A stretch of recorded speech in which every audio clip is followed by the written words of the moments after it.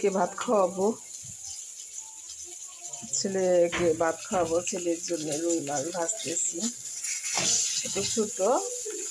ওকে মাছ ভাজা দিয়ে দুপুরে অল্প করে ভাত খায়, তাছাড়া ও সুজি খায়। সুজি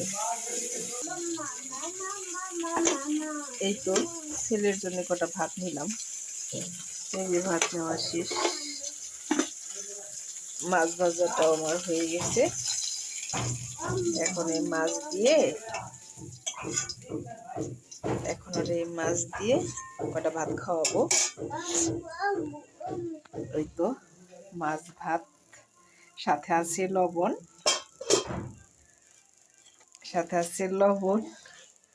আর এই তো পানি। আব্বু চলো, এখন তুমি খাবা। হ্যাঁ চলো খাবা এখন তুমি।